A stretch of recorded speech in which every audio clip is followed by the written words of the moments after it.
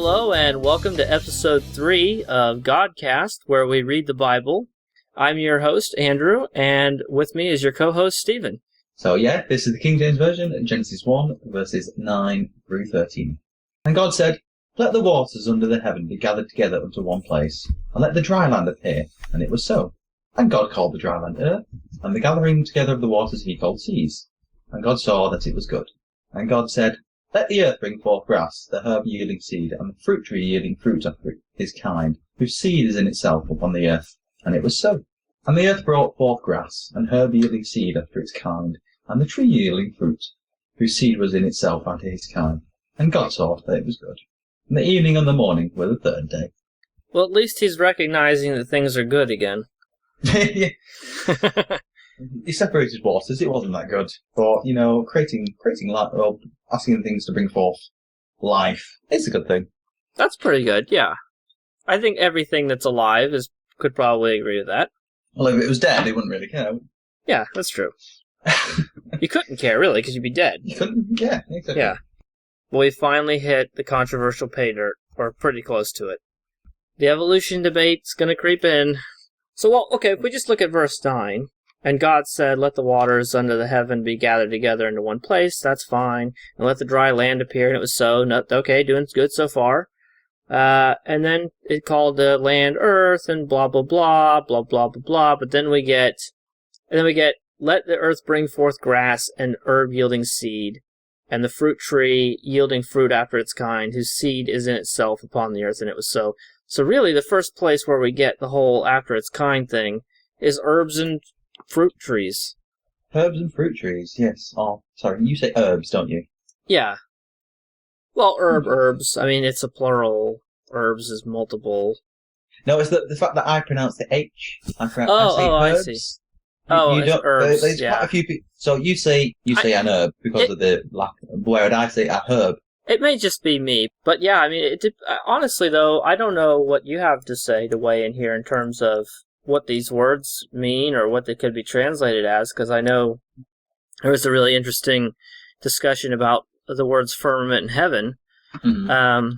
He doesn't actually say, though, that he created the grass and the trees. No, he says that let the earth bring forth, and you might be able to interpret that as, evolution was the mechanism that did that. Of course, you still have the limitation of after their kind, and that's, you start getting into a gray area there. Not that apple trees don't produce apples, and apple seeds grow apple trees, obviously they do, but...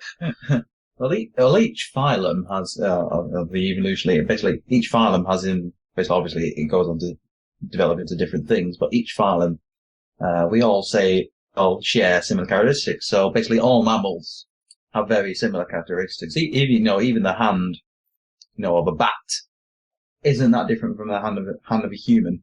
Just how it looks and what it's used for is quite different. I think they call that homology. It's basically the study of how similar the structures are. Well, it's quite interesting that you pick up on the fact that it doesn't say God created anything here. It basically has him saying, "Let the earth bring forth," from Resha, meaning sprout. Basically, the earth itself was, I'd say, tuned or created or basically formed to be able to have, sprout life. And we know from the fossil record that as soon as water appeared on the earth, life appeared along with it. It may have been single-celled organisms like cyanobacteria and everything, but, basically with water comes the first sign of life. And that's what we have here. Obviously, again, in 3,500-year-old Hebrew speak for the average man. Yeah. Who would have known, basically, they didn't have a word for bacteria, germ, chronobacteria, or whatever the hell they're called. It is chronobacteria, isn't it? I'm not sure. But yeah, there's no word. It doesn't talk about bacteria. Sorry. Cyanobacteria is basically the oldest known, earliest evidence life. But what I was looking for, basically, it was about the eukaryote. Basically, that is multiple cell organisms, basically, where cells contain complex structures enclosed within membranes. So basically, all the cells in the human body, are of that type. Are like that. Basically, we are eukaryotes, and so basically sort of plants, monkeys, other animals, insects. Basically, we're all eukaryote. And basically, basically something published in April 2011. Basically, complex life emerged from the sea earlier than thought. Paul Strother of Boston College said, "The fact that we are finding this complexity and diversity means that the eukaryotes probably had some history of evolution in the freshwater." Basically, freshwater is only found on land. Yeah. It's not found within the sea. Basically, where water is, whether it's sea or land, basically life is able to come forth. Basically, the earth brought forth life. God didn't create life. Basically, the earth was there ready for it to. Just needed that all-encompassing water to appear, and then basically and then that's where it all kind of kicked off, essentially. Just to talk about the two controversial issues, or to me, the two big things, is one, we haven't gotten there yet, but God talks about creating, it didn't say it here, it says let the earth bring forth, but he does create, later on he creates people, human beings. So it's not just that he's creating species the way they are, which conflicts with the common ancestor idea, but it's this idea that it's after your kind, and the fruit tree yielding fruit after his kind. I just noticed that it says his kind. I didn't realize fruit trees were male. But in verse 11, but the problem with that is that it could make sense from an evolutionary point of view, but only if you're willing to accept evolution. And the reason why I say that is because there's a lot of misconceptions about the way evolution works. Famously, Kirk Cameron had a debate, and I don't remember what the people were he was debating, but he had this picture of like a crocoduck. It's like a half crocodile, half duck. And he's like, why haven't we seen this? These people think that, a crocodile is going to give birth to a half crocodile, half duck or something. It just doesn't work that way, right? I mean, it's very funny to think about, but but it's like you have these populations and they separate and then they change. So if you have, a population of, and you can see this in work culturally, because culturally it happens way faster than it does biologically. If you have, even within religious groups, that's the thing that's really ironic to me. A great place to study how evolution works is religion. And also the history of the Bible will get you there too. There's plenty of things about the history of the Bible and about religious groups make perfect examples for how evolution works, and yet it's religious people who usually can't understand it. But if, let's say, there's a community of Polish people or whatever, it doesn't matter, Jews or something, and they all live in one place, and then they get separated, and some of them go one place and some of them go another place, but they're cut off. They're not communicating anymore. And so as time goes by, new conventions, new traditions, new things are going to come into that community, into their life. New words are going to come, if you wait long enough. The language will change, the traditions will change, all these things will change. And then if you look at the two groups again, they're not going to be the same anymore. Look at the English. I mean, I can talk to you and you understand me just fine. But there's a lot of words are only used over in England, and there's lots of words that are really only used over here in America. And yes, we're still compatible in terms of language, but there is a divergence, and it is because we've been separated by an ocean. But you can trace it back, the common to a common language, and that's why people learn Latin. It's why because a lot of words you can trace back to Latin. There's a lot of languages that trace back to Latin. It's about populations that get separated. They change on their own without contact with each other. Eventually, those changes become so significant that they're not just variations anymore. It's enough of a change that you can say they're incompatible, right? Your English over in England and my English over here in America is still compatible. But if you wait long enough and ours, it turns into French or something, then you can't understand each other anymore, right? And so if you can't if a population, if you put them together and they can't mate, and things like this, then the species. What makes a species, right? God doesn't say it. There's nothing in the Bible that says here's how you're going to define a species. Mm-hmm.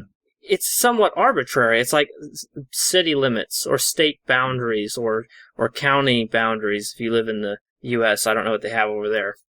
It's somewhat arbitrary. You're just finding a place where you have to draw a line and say, yeah, this is different. This is not the same anymore. And that's why you don't go from a crocodile to a duck by having a crocoduck in the middle. No, you'd have you'd have a crocodile, and then obviously, say you got two crocodiles. One of them oh no, we need four, don't we? At least, we need yeah. four, at least two males and two females. Basically, one of the male and female ends up being separated from the other one. They're in a different river. Obviously, the environment of the river is different. That'll obviously, for each one, that'll add different, and what they eat, obviously, will start changing how their stomachs and everything will start doing things, and obviously when they mate and their children, basically again, that'll be affected by the environment and everything on it, and then their children, and so on, and so on, and so on, until eventually you have a different species. But it would still, as I understand, it would still essentially be a crocodile. Yeah, it will. I mean, there's lots of different species of birds, and a lot of them are very similar. They're all birds. Yeah. It really is a matter of how different are the environments and how long has they been separated. Because, maybe the food isn't as plentiful in one area, so the crocodiles get smaller and smaller because the big ones need more food. They can't get it. So they, the selectionary pressure favors smaller ones, and or whatever. I mean, I'm just trying to use an example here, but so then that population, the average size gets smaller and smaller and smaller, and maybe the other group gets bigger and bigger, and maybe the tails get longer on one and shorter on the other. And these are small changes at first, but you just keep going and going, and then you can split the groups more than once. So now you have this group of small, long-tailed alligators, and they get split up, and then those groups change in different ways and split again, and you go millions of years, and now all of a sudden the changes have added up. You can't walk 1,000 miles without taking it one step at a time, and that's what it is. You're talking about, okay, one population of alligators is smaller than the others, that's 10 feet. We're talking about 1,000 miles here. And that's part of the reason why I think a lot of young Earth creationists deny the age of the universe, deny the age of the Earth, because without those huge time periods, they think evolution wouldn't work. But I was watching a debate between Kent Hovind, who's not exactly the representative of Christianity that most people would pick. He's in prison now for tax fraud, but really a snake oil salesman kind of a guy. And he is all young Earth creationist, people and dinosaurs, Flintstones kind of a guy. And this university professor said, wait a minute, you're talking about one of a kind going on Noah's Ark, and the Earth is only 6,000 years old. You expect me to believe that more variation happened within dog species and bird species and horse species in 6,000 years than we've ever claimed happens in real evolutionary theory. Yeah, well, I used to be a young Earth creationist, but that was because I was reading an English version of the Bible and I didn't know any better. I used to be a young Earth creationist. I used to believe that the Earth was 6,000 years old, but that was just ignorance on my part. And I would say that's the main problem, is people's ignorance or lack of understanding. They don't exactly know how evolution works, essentially, and so they're like, well, the Bible says the Bible doesn't actually say the Earth is 6,000 years old, because it was basically been writing 2,000 years ago. So essentially the Bible would essentially be saying it's only 4,000 years ago, only 4,000 years old, and so on and so forth. But no, basically when it comes down to it, it's pre-Adam, Scripture doesn't use the Earth-based time clock. Basically, how time is on the planet Earth before Adam is not really taken into account because we know from science that it actually changed. I read something very earlier today that when the Earth was first formed, a day would only last 6 hours. That is obviously that's due to the rotation of basically when it was first formed, the rotation was so fast. Yeah, it only took 6 hours. It would only take 6 hours for a revolution of the Earth to happen. But since the appearance of liquid water and the fact that the moon has started moving further away, basically the gravitational difference between the moon and obviously the things appearing on the Earth, obviously things happening to the Earth, has decreased how fast the Earth is spinning. Scientifically speaking, we notice a difference in rotational speed with the 2004 tsunami. Yeah, but it's like really tiny, so it's tiny, but it's still there.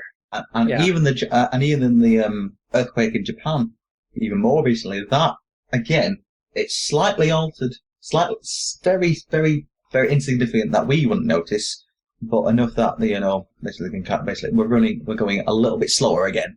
So when the Earth was first formed, the rotational axis was only taking 6 hours, but the things alive at that time, well, eventually that would come to be alive, they really wouldn't notice the difference if they'd been, and we wouldn't either if we were there at the same time. Because towards the time basically a day would have been as long as it is now, just that we know it, compared to how time is now for a frame, there we go, in this frame, is different to how it was when it first formed. Well, it really depends on how you how are you deciding what the measurement of time is. If you're saying, one rotation around the Earth is 1 day, and you're saying how long was it? It was 5 days ago. Mm-hmm. Well, if the rotation is different, then it's not this. You know what I mean? If the rotation, it's not, that's not really a reliable in a large scale. That's not a reliable way to do it because the length of a day is going to change. The length of the day, basically, is not only is it going to change, it has changed. It takes 4 times as long for the Earth to rotate as it did 3.5 billion years ago. I don't know what it's like over there in England, but it's pretty bad over here. They do random surveys and polls and stuff of like high school kids and people on the streets.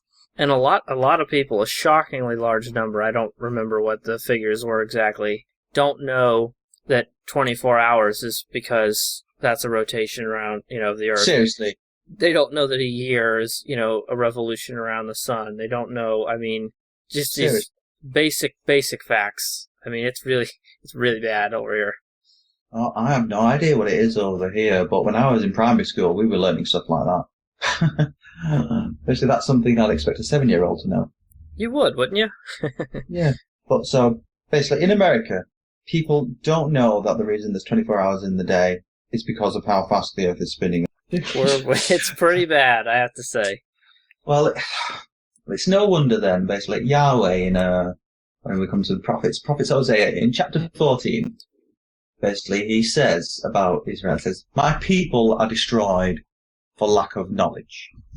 The word translated as knowledge is the Hebrew yada, basically means understanding, comprehension, and basically, general knowledge about stuff. Basically, people are destroyed because of their lack of, knowing something basic, like of understanding. And that's one of the main issues we end up dealing with, especially those of us that, try to follow scripture the best we can. We come across people that just don't understand, basic things. And the worst culprits are those that actually read the Bible. Ironically. Yeah. They're the ones I don't think it's because they read the Bible. I think it's because they read the Bible and nothing else. Right, okay. I'm not sure that, because there are plenty, again, these are cultural differences between America and England, but there's plenty of people over here who will, who say things like, this is the only book you need, and they'll say anything else is the devil, and, these are extreme groups, but they're sizable, which is the sad thing. Or they're distrustworthy of anything that's not the Bible. They'll read other things, but they don't. Actually, Americans in general just don't read that much.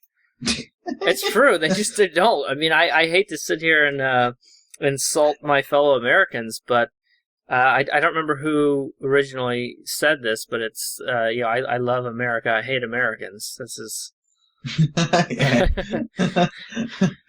One of those things, isn't it? Oh. Yeah. You see, I love to read, so I've got a bookcase full of everything, and I like learning stuff in other languages as well.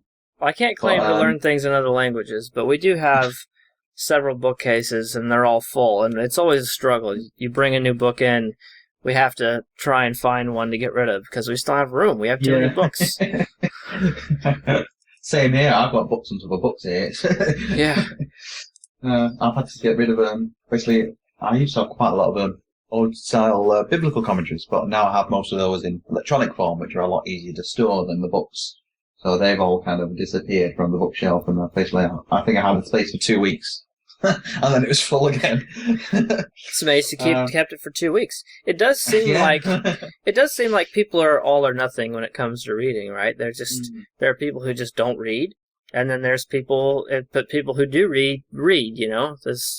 But then there's probably people who read, but there's all kinds of books for Christians and stuff that aren't the Bible that are like, but they're mostly like motivational stuff and God's plan for you and all these kind of things. Have you ever heard of is it Joel Osteen? Oh no.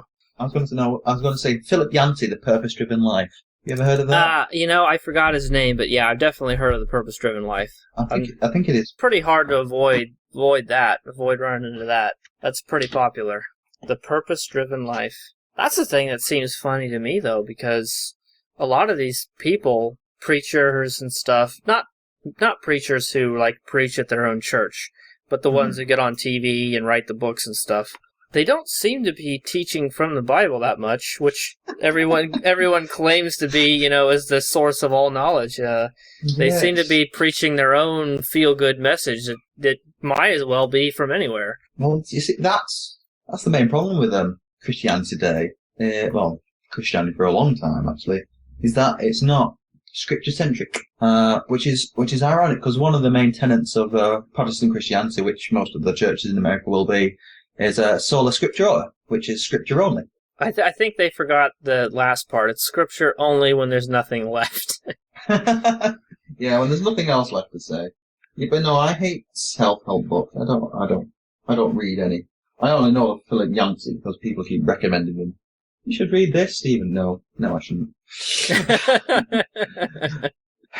You know what? I'd rather be reading my copy of The First 3 Minutes by Stephen Weinberg than any of Phil Yancey's self-help Christian crap. My soul is not sick.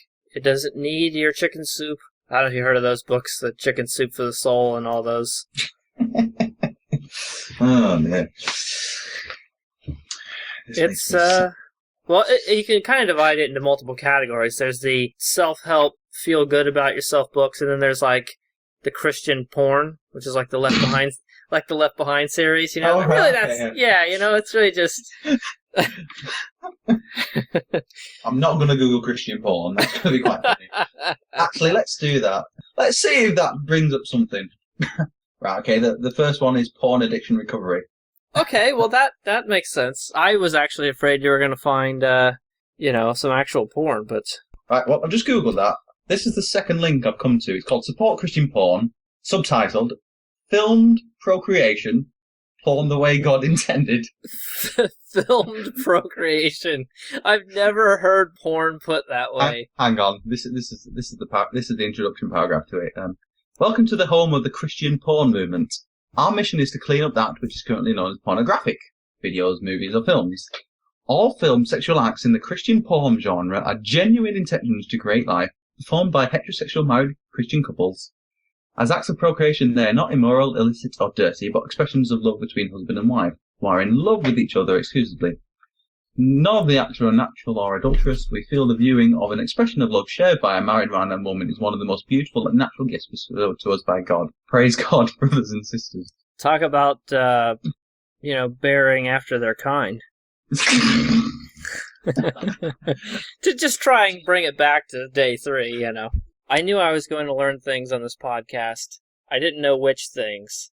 And, obviously, this is one of the things I didn't expect to learn. There are 179 million results for Christian porn on Google. I'm actually surprised it isn't more, to be honest with From the look of things, most of it is basically kind of Christian look at porn. That appears to be basically It's just people. Alex, it's just Christians looking for permission. Yeah, basically, it looks like 15 and 16-year-olds Googling, can I look at porn? Oh dear. Right, so okay. yeah, It's all very new. Anyway, so yeah. Yeah, we should bring it back to day 3. Yeah, bring it back to day 3. So let's have a look at the Hebrew for this. So the Hebrew for sprout or bring forth is the Hebrew dashar. It means to sprout, to shoot, to grow green, to sprout or grow green, to cause to sprout, cause to shoot forth. A noun based on the exact same Hebrew letters, dalet, shin, and ayin. There's basically dalet, shin, and ayin. Pronounced dashar is a verb, but pronounced deshe. These are the exact same 3 Hebrew words. Sorry, not words, letters. These are the exact same 3 Hebrew letters. As a noun, basically it means grass, green herb, vegetation, or young sprout. So it's not too far off. I mean, yeah. Well, we know from basically it was single-celled germs and bacteria. You could call, I guess, grass or vegetation type stuff because eventually it does goes on to become, Well, again, it doesn't say how. Yeah, it doesn't say how. It just says the earth.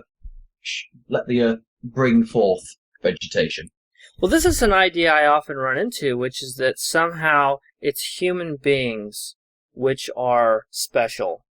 I think the claims about evolution could probably be accepted by most Christians if us damn evolutionists didn't insist on humans being part of the equation, because basically being animals. Exactly, because what is it that you're being told?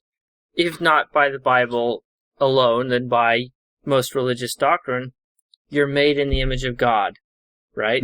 Just think about that. And then that you have the breath of God in you, and that God gave Adam ate from, and I'm jumping ahead here, but Adam, and Eve, and the tree of, now I'm forgetting the name of the tree. The tree of knowledge of good and evil.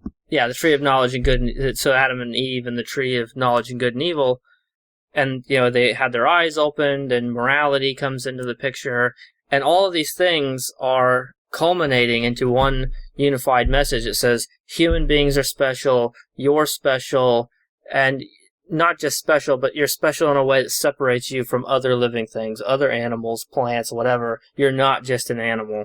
Mm-hmm. And I can see why that message is appealing. But at the same time, the evidence just isn't there. The evidence says that we share a common ancestor with, orangutans, and that's just, Yeah, we're from the same phylum. Exactly. Basically, we've evolved from the same phylum. Well, we'll get onto the phylums when we come on to day 4, because that talks about animals more than plants. But yeah, no, you're exactly right. The main thing is that basically we're special. We're humans, we're special. We weren't just animals that evolved to have extra large brains and the ability to do anything other than our natural instincts. We are created in God's image. But we'll get onto that when we talk about the creation of humans and whether there were humans other than Adam and Eve.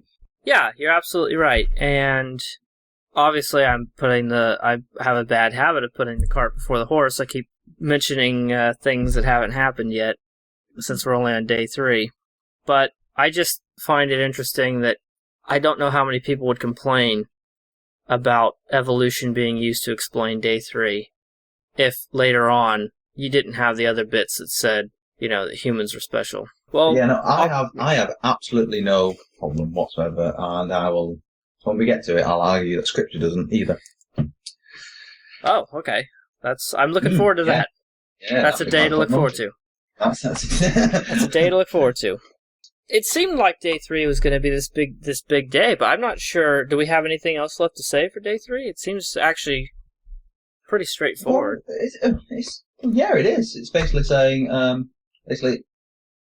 water appeared, land appeared, and then plants appeared, which is some sort of vegetation started appearing, which actually coincides with science. Basically, land Pangaea. That's what you were talking about. Basically, you were mentioning to me before. Basically, the entire landmass from the Greek pan meaning all and gea meaning land, so all land. The Pangaea arrived, and then obviously the oceans, the seas, and then from there we get plants, which is, well, I say plants in a kind of a broad inclusive thing, because as I said, it's 3,500-year-old Hebrew written to accommodate the average person's thinking. Talking about bacteria and germs isn't really going to make much sense, especially as there is no word for bacteria or germs at this moment in time. So basically, using a word that is more or less close enough to what was actually happening, we're not reading a scientific book. If basically it doesn't say and 120 million years later. Yeah, yeah, exactly. Bacteria Maya Blue 22 appeared. It's not that sort of description. It's a general overview. But when we've done when we've looked at it all kind of scientifically, I will discuss a few philosophical or metaphorical things that we can look at when it comes to the 6 days of creation, and that they might not just be talking about the creation of the earth. So you want to do that after we get past day 6? After we get past day 6, yes. Okay, so that's something to look forward to. So after we get past day 6, we can stop and reflect on those 6 days. Yeah. What I like about this is in this day, God sees 2 things that are good. Well, he had to make up for the fact that he didn't see anything good the day before. He didn't see anything in day. As I said on the previous episode, I had wholly noticed that today, the other day. I find it amazing that someone like you, who spent so much time with this stuff, is still seeing all these new things. It's just one of those things that your brain you just gloss over it. It's like, oh, that's interesting, and then you think, hold on, where's that little bit? Where's that bit that's always repeated? And then it's not here. Yeah, it's because you think it's always repeated that you put it in there. Well, it's like if you have if you have 2 words that are the same, like the, but they're broken up so that one's at the end of a line, and the next one's at the beginning of the next line. Your brain completely skips over one of them, and you don't notice that there's 2 there. Or they did a neat experiment where they found out that if you take a word and you leave the first letter and the last letter the same, you can jumble up all the middle letters, and most of the time, people won't notice. Yeah. Their brain will autocorrect and get the right word out of it. Yeah, no, I've seen those things basically. So I was like, if you can read this, then if you can't read this, then there's something wrong with you or something. Yeah. It's all jumbled up letters. If you can't I am pedantic about spelling things right. No, me, no. Yeah. Right, I am basically spelling things. So when I say right, I mean the International English way, Andrew, not the degenerate American way. So I guess using those words. I guess it should have said, if you can't read this, you probably went to school in America. Yeah, I think we should have T-shirts putting scientific facts on. 24 hours is how long it's taken the Earth to do a rotation. We'll just wear those every day, and just to do people a favor. We're making the world a better place just by wearing these shirts. Definitely in America, from the sound of things, if 2/3 of them don't know that. It's pretty sad, I have to say. That's a quite depressing statistic, and it might be even more. We don't know, do it? That's just very strange. And it could have been a little bit rigged, but they did a thing where they went and questioned high school students to figure out what they knew. Right? You're in high school, so you ought to, and I guess that's, I don't know what the equivalent is over there in England, but secondary school. Secondary school, and yeah, questions like who's the president? I mean, they don't even know who runs the country. It's like, who's the president? People were saying Bin Laden. I mean, this is.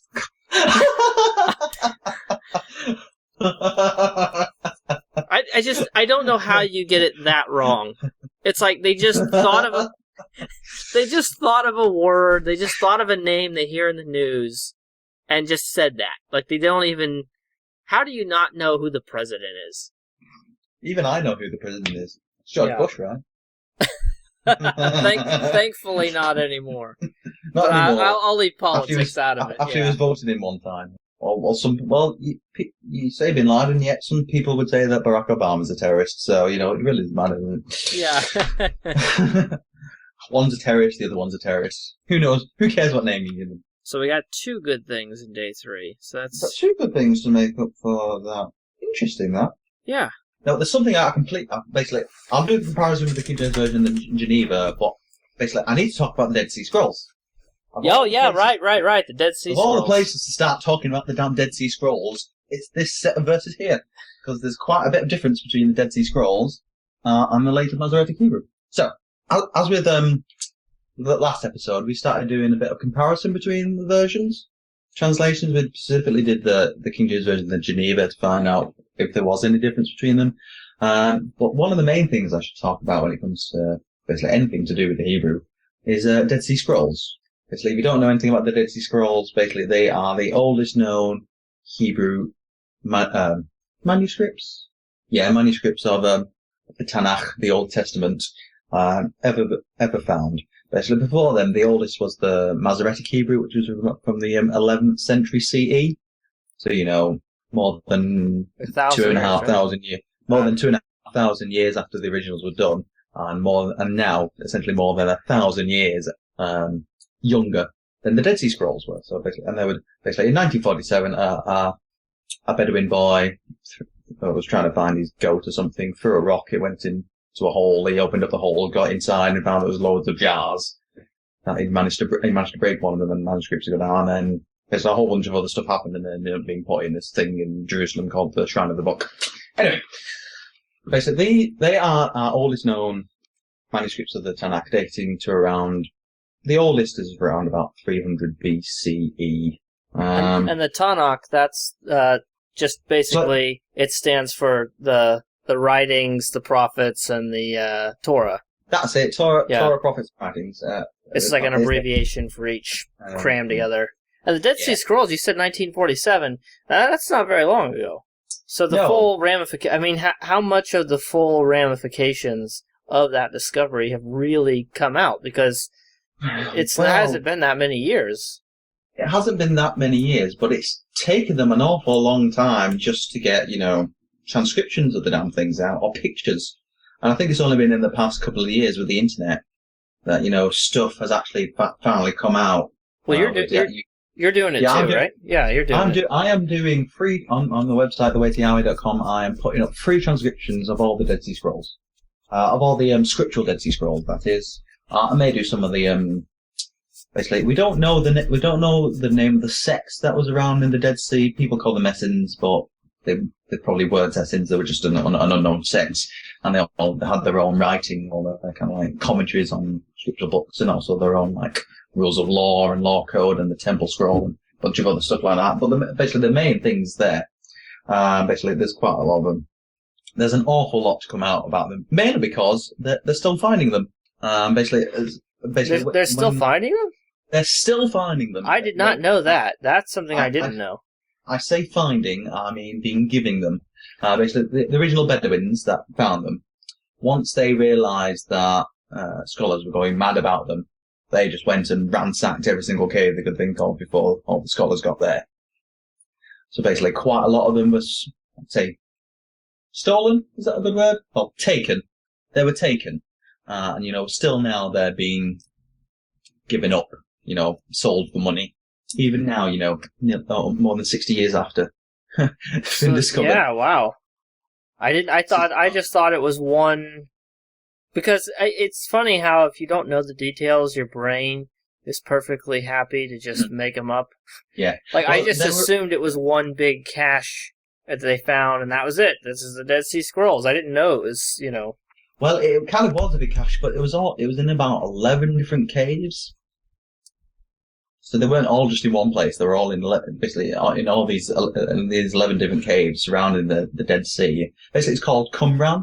Basically, that was the place. They were originally discovered in 1947, but they were still discovering them way up into the 50s, and even now they're still being given. Basically, they're not that big. Basically, most of the bigger scrolls have been found, but some of the more smaller fragments are still being sold, and because obviously, the Israeli authorities go mad about them because obviously, as much information. Obviously, yeah. Much information as they can get, absolutely brilliant. Is there overlapping in terms of material? Is there like multiple scrolls that cover Genesis or something? Yeah, there's quite a few scrolls that cover Genesis, not in its entirety. I'm just going to read it from basically about 20 manuscripts from Qumran found of Genesis. Further a bit north were the Wadi Qumran. There was a few more. There was 2 or 3 discovered there, and in Mazda to the south there was one, and basically at Wadi Muraba'at, which is another place near the Dead Sea, about 3 were found. So basically, you're talking about possibly about 26 scrolls of Genesis. Basically, we've got evidence of most chapters starting from the beginning of chapter 1 to more or less the end of chapter 50. Basically, there are a few chapters that are missing that we haven't found. Basically, they've even found manuscripts of the chapters, but they don't know exactly where they're supposed to be because they're so fragmentary. They only produce like 3 or so many different Hebrew letters, never mind words. So it's trying to figure out where there's quite a few. There's quite a few unidentified fragments of all these manuscripts, and they don't know exactly where they are to be placed. Because obviously, if there's differences between Dead Sea Scrolls and the Masoretic, it's even harder to place them in a certain place because they'll have slightly different variations in the words and letters and everything. Some of them actually they don't contain just Genesis, but they go on to contain Exodus as well. A Paleo-Hebrew manuscript known as Paleo-Genesis Exodus. Basically, it contains the last couple of chapters of Genesis and then a few couple of the first chapters of Exodus. So basically, we've got quite a lot of overlapping manuscripts. Quite a few, contain bits and bobs of different chapters. Are there conflicts then between these overlapping bits, or is it just between the overlap? Or do they agree? Bits, they more or less agree. There are a few differences in spelling of certain words in certain places, but between the manuscripts, it's not. Between the Dead Sea Scrolls, that's not where the major changes start coming. It's when we start comparing the Masoretic, we start finding some very interesting things. A few interesting things appear in day 3. In chapter How convenient. Verse 9. How convenient? Yeah. Yeah. Or we happen to be right at day 3, yeah. Yeah. It's just slight variations of certain things. Basically, in the King James Version, you've got, and God said, let the waters under the heavens be gathered into one place. And that's, the Masoretic agrees with that. Whereas the Dead Sea Scrolls, a manuscript known as 4Q Gen H1, basically 4Q, that stands for the 4th Qumranic cave. So they found it in the 4th Qumran cave. And obviously Gen stands for Genesis, and H1, basically it's just the letter assigned to the manuscripts. That says, instead of under, it says underneath. So it's just a slight variation, but it says underneath. The waters underneath the heavens be gathered into one. It doesn't say place. It doesn't say makom. It says mikveh. Now, the interesting thing about that is when you compare the Dead Sea Scrolls with one of the oldest translations of the Tanakh into another language, and that's the Greek textual tradition known as the Septuagint. The Septuagint does not use the Greek for place. It uses the Greek for gathering, which the Dead Sea Scrolls, gathering. It doesn't say be gathered together into one place. It says be gathered together into one gathering. Just a slightly different, basically. This Dead Sea Scrolls for manuscript 4Q Gen H1 basically proves that the Septuagint is a pretty good translation of the Hebrew. And people started comparing the Septuagint and the Masoretic. Basically, the Septuagint and the Masoretic, they don't really agree all that well. They agree in most places, but in certain other places, they're quite different. Before the Dead Sea Scrolls were found, basically, it was common to just, basically say, oh, well, the Septuagint's just a stupid translation. And obviously, they didn't know what they were doing. But with the discovery of the Dead Sea Scrolls, they're that Septuagint has come again to the foyer as the front as not a bad translation, but a translation of a different textual tradition than that seen in the Masoretic Hebrew. When we get onto other books like 1 Samuel, we will find that the Septuagint and the Dead Sea Scrolls agree more than the Dead Sea Scrolls and the Masoretic. Is there any other places in Day 3 where there's differences? Yeah, basically. In the Masoretic, it ends after, let the waters under the heavens be gathered into one place, and let the dry land appear, and it was so. That's where the usual Masoretic Hebrew ends, and that's where the King James Version ends. Whereas in the Septuagint, also in this manuscript, fuck you, Gen H1, it has a little addition. It is a little addition, and it has this. And the waters under the heavens gathered to their gatherings, and the dry land appeared. Basically, it's like saying, and God, basically, and it was so, and then the completion of this is explicitly stated. Just basically, so there's no doubt. Basically, there's no doubt what happened, essentially. Basically, before the Dead Sea Scrolls were discovered, basically, this was considered, basically one of the, it's like a weird addition that the Septuagint just adds on. Alright, it was basically ignored as, a stupid interpolation of something from somewhere else. But the Dead Sea Scrolls prove that actually it was actually there. Right, this wasn't some tacked on or misinterpreted. It was really there for a reason because it was originally there. That a lot of people, especially basically sacred namers, if you want to call them, Hebraic roots and other weird and wacky people, they're all anti-Greek stuff. Basically, anti-Greek language, anti-Greek anything, to be honest. And basically, when it comes to things like this, they will constantly say how bad the Septuagint is a translation of the Hebrew. And then they'll compare the Septuagint and the Masoretic. So they would prefer a newer Hebrew than an older Greek. They go more for the Hebrew than for the Greek, where the Masoretic and the Greek Septuagint differ. Always side against the Greek. They'd always side against the Greek, saying the Masoretic is the superior one because it's Hebrew and all. They probably don't like Greek yogurt then. No, not very much.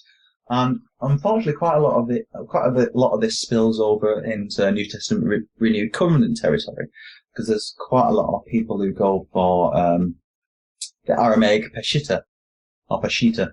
I'm not exactly sure how you pronounce the shit a bit at the end. Or basically that.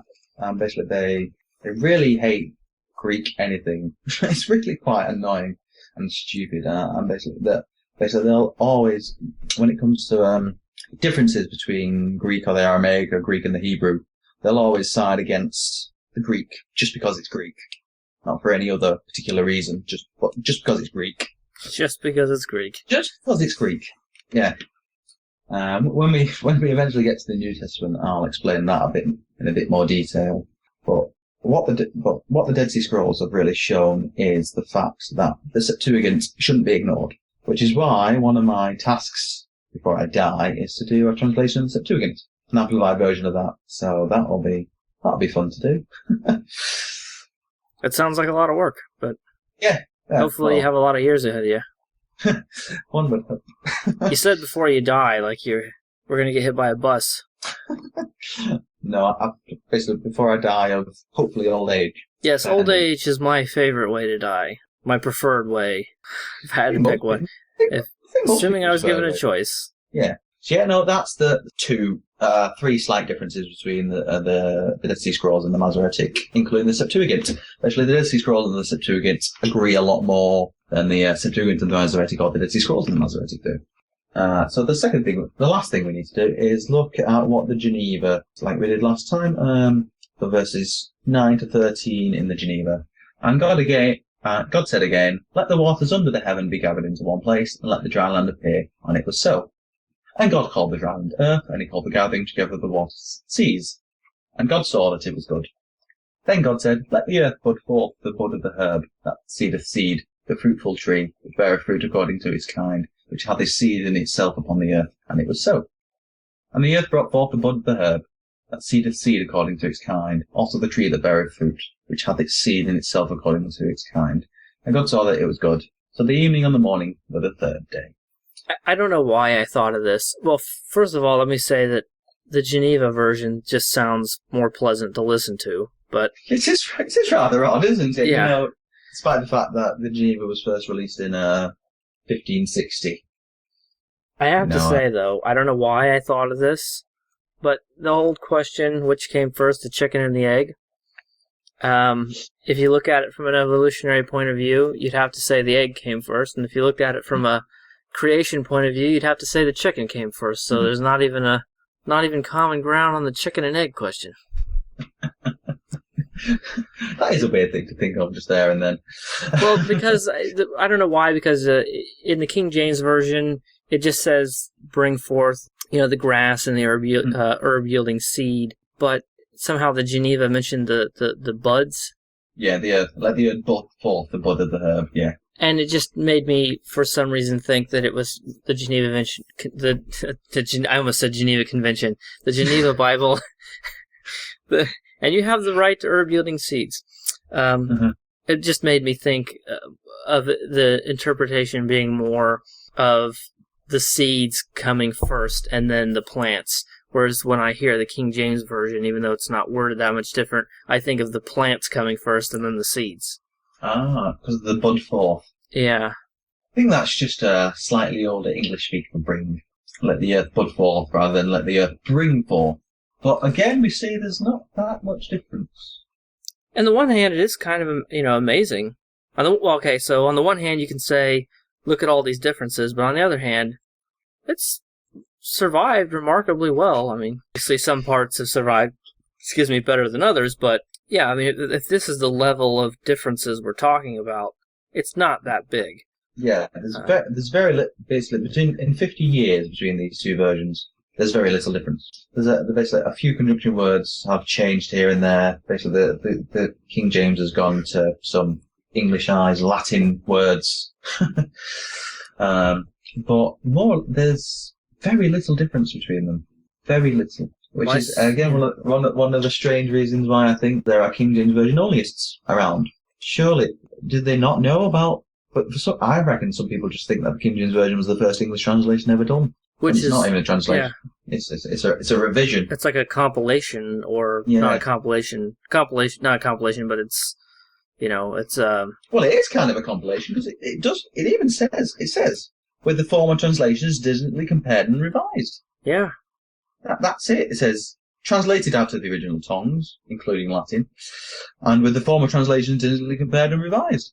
So basically, it wasn't a new one, particularly. It says newly translated, but that sounds more of a lie than anything else. It was just another revision, a politically and religiously motivated revision.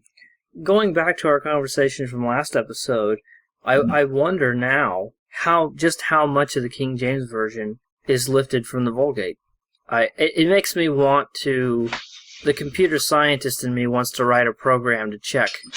That would be quite fun. But yeah, well, basically, they've done comparisons of the King James Version with, like, older English translations.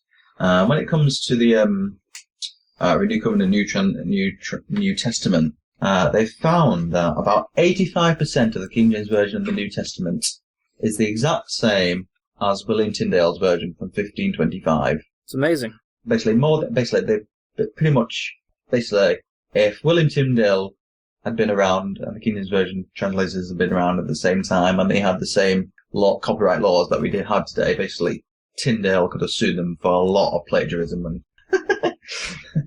Actually, what version that's your reason, that's fine. What version is the Gideon? Is that a King James version, or is it a different version? Gideon, I think that's an NIV. All right, so we've had an interesting conversation here today about Day 3, and we hope you enjoyed it.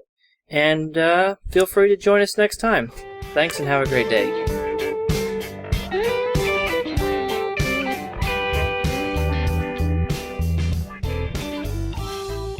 We'd like to thank SacJoe22 for releasing her version of A Prayer under the Creative Commons 3.0 license, which allowed us to use it in our podcast.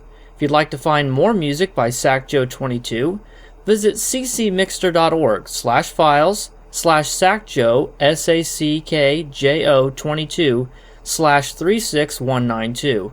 And for more information about the Creative Commons 3.0 license, Visit creativecommons.org/licenses/by-nc/3.0. Thank you.